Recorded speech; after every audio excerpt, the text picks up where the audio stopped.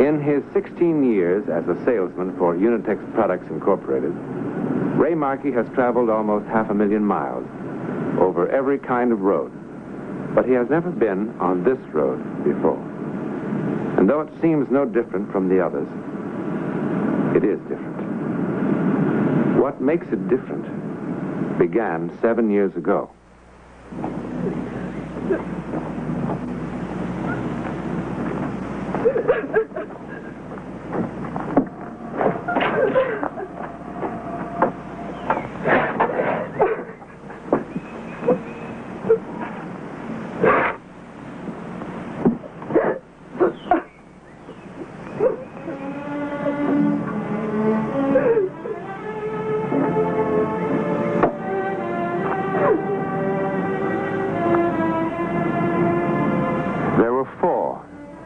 Family only a day ago.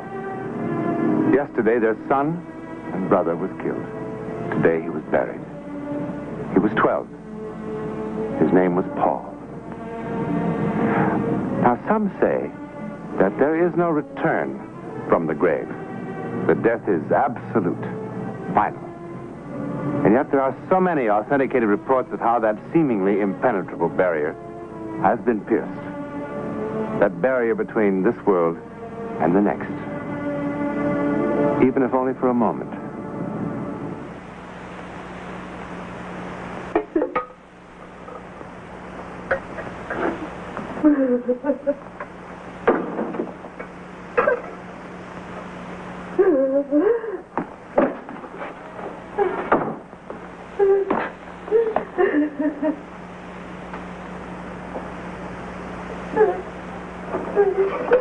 That's enough crying. Enough!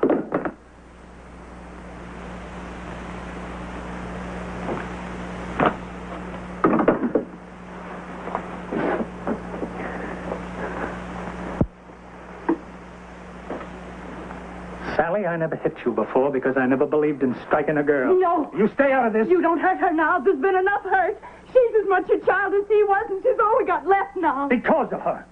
The boy would be in this house now, eating at table with us, alive and happy if it wasn't for her. It's only the grief.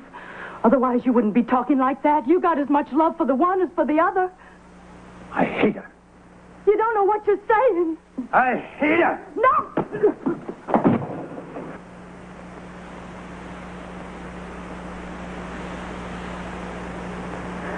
It's the first time you ever laid hand to me.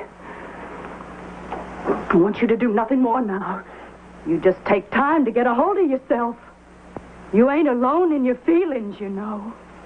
That's what I'm feeling, too. He was my son, too. And he was her brother. And if your eyes wasn't just shut with pain, you'd see what it is she's going through without your touching her. You got no call to hit her and rail at her and make her feel meaner than she does. You ought to soothe her now and give her some of your strength. That's what you ought to do. You got no cause to be so unjust.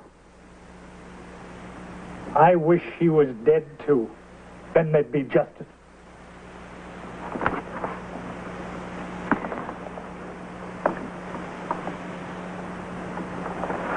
You know, he don't know what he's saying. He's just not himself now. Sally. Sally.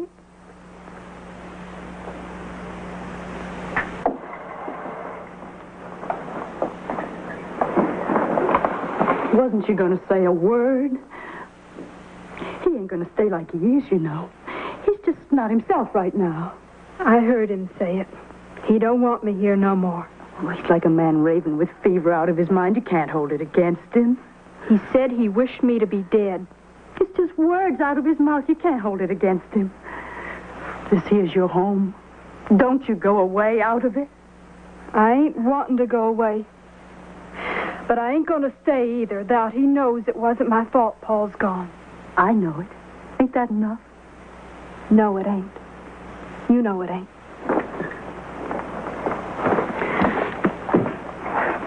I'm asking you to stay, Sally. I'm asking you for me and for him both. If he asked me to stay, I would. Paul?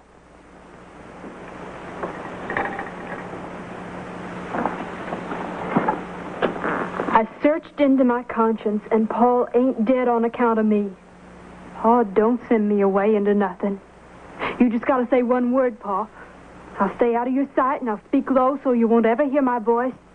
And afterwards, no matter how it hurts, I'll tell you it over, every second at a time, till you understand and know just exactly what happened and the way it happened.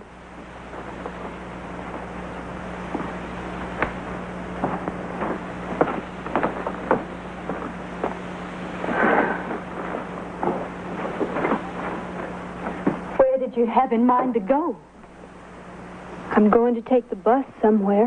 Where will you be? Will you write me? It'll be like I was dead, just like he wants. Supposing I want to reach you. You put an ad in the newspaper letting me know. I'll call if you need me. Will you look to see it? I'll look. Every day. I got to go now, otherwise I'll miss the bus.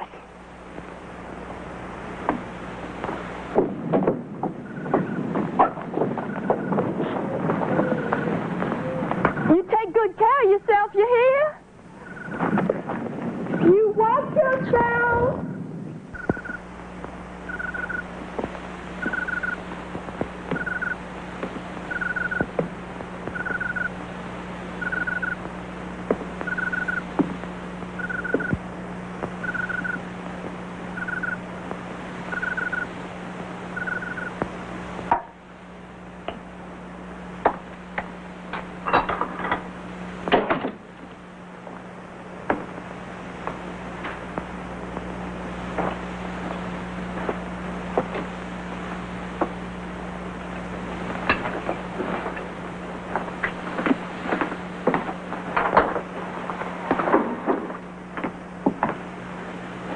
I telephoned in to the newspaper today.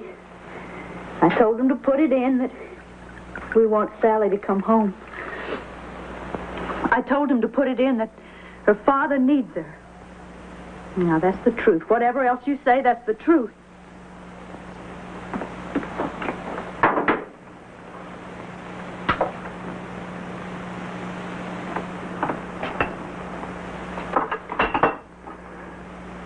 All right. If that's what you want.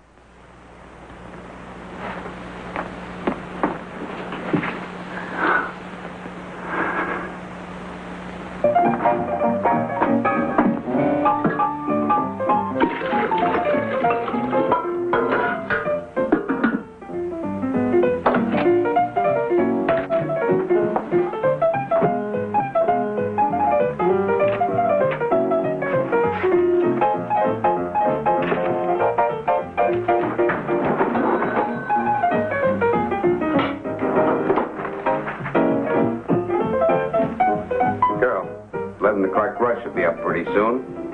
We've got no time to be reading the paper.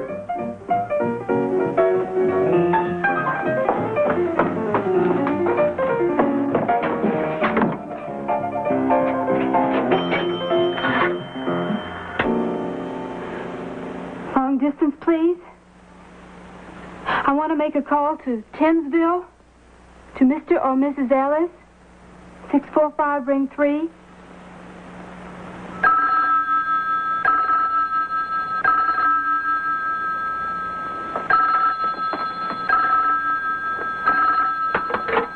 Hello? Sally? Mama? Are you all right? Where are you? Mama, did Papa put that ad in too, or was it just you? Sally, we want you to come home. I gotta hear Papa say it himself, Mama. I gotta hear it out of his own mouth. Now, you wait, you hear? Don't go away. He's waiting right here to talk to you. She wants to hear it out of your own mouth.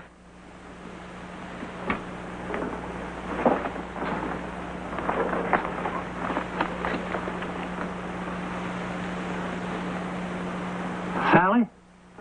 Papa? I want you to come home. Please.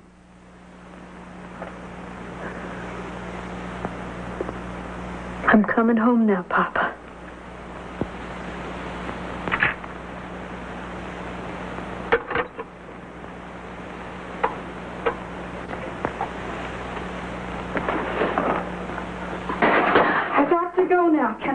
have my salary that's coming to me?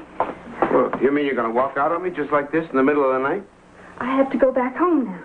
Well, where do you suppose I can get somebody to wait counter this time of night? I'm sorry. I genuinely am sorry, but can I please have my salary that's coming to me? Payday's Friday. You got 3 more days. I need that money for bus fare. You come back Friday like I say. That's my money. I earned it. Well, I ain't saying you won't get it. I'm saying come back Friday. I can't wait that long. I gotta go back home now. I ain't got any other money. That's my bus fare. You're all the same.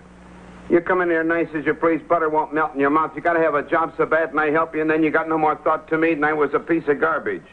Please, Mr. Casey, I just gotta go home. You walk out of here now. I got the 11 o'clock rush coming up. What am I supposed to do? Wait counter and take cash at the same time?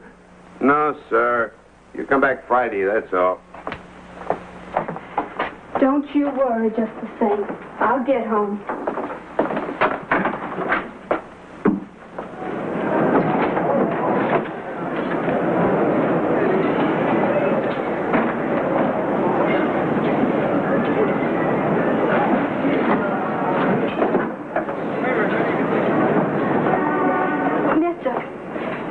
Are you going back towards Tensville? I've used up all my money, otherwise I'd take the bus. I just gotta get home. Well, I'm going as far as Parsons Corners.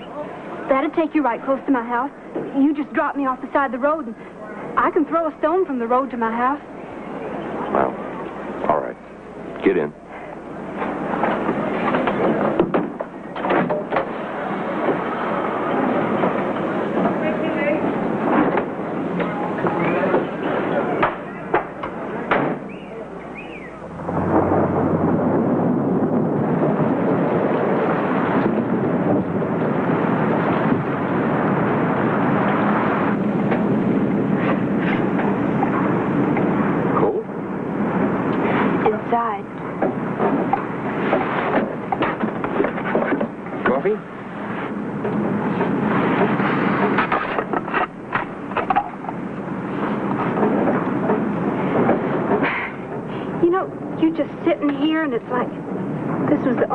Alive in the whole world.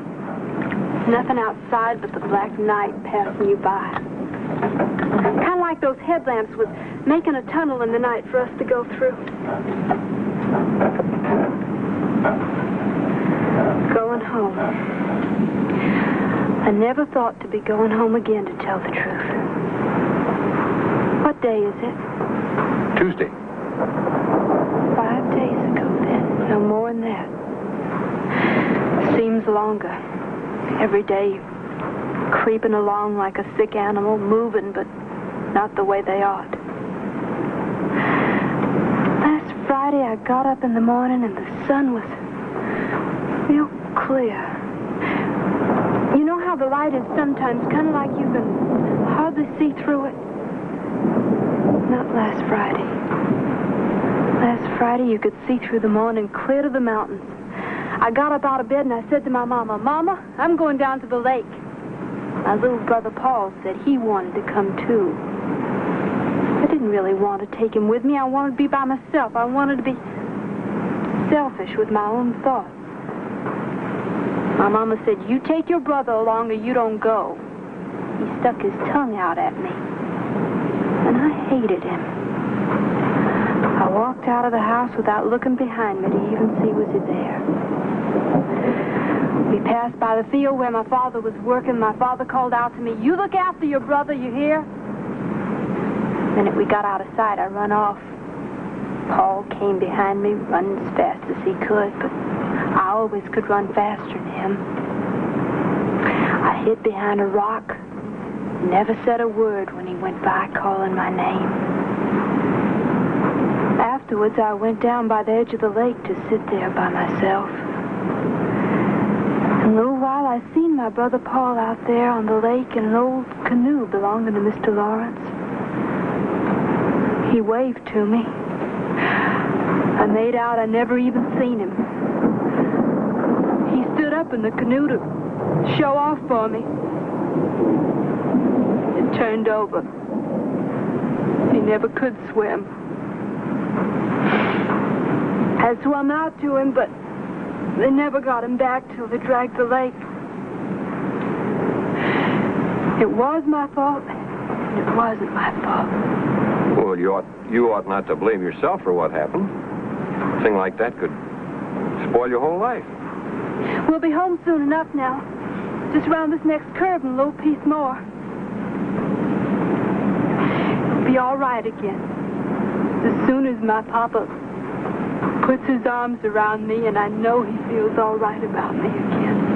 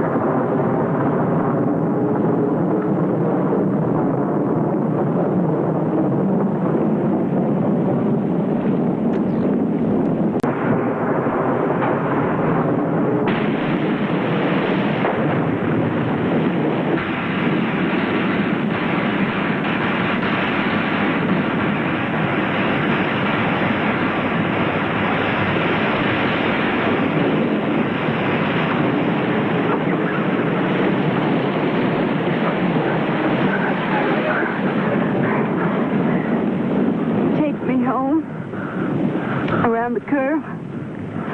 Postbox. Ellis. They're waiting.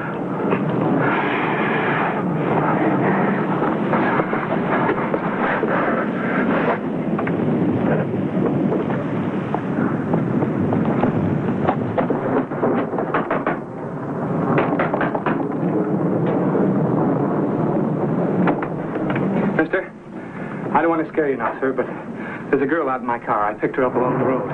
Now, I don't want to scare you, sir, but she's hurt. She's hurt very bad. Very bad, sir. I guess you better come in, mister. You didn't hear me. I said there's a girl. I heard you. It's a bad, wet night. You better come in and have a cup of coffee. Ma'am, I can't seem to get your husband to understand.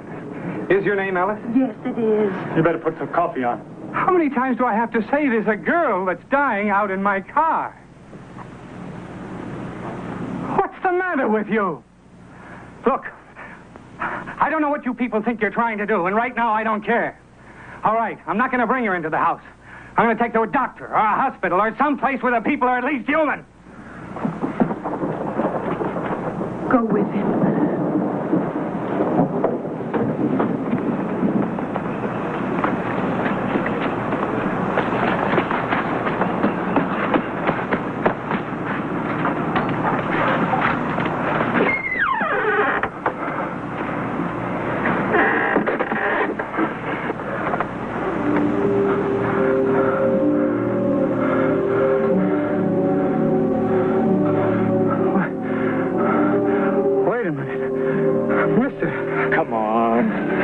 Back to the house.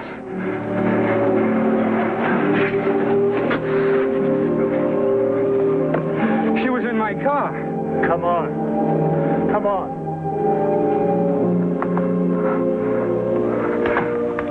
I saw her. She was in my car. I picked her up along the road. I carried her. Here, in my arms. Sit down. I would have been killed if I hadn't stopped for her.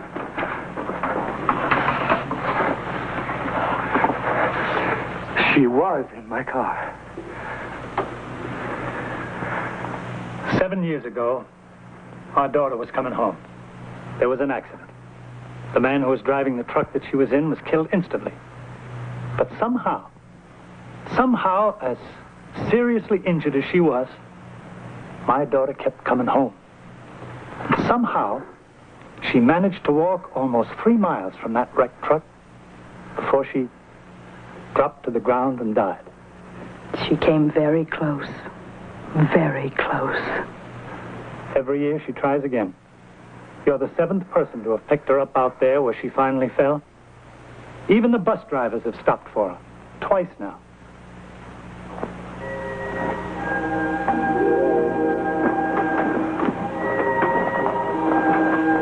It was kind of you.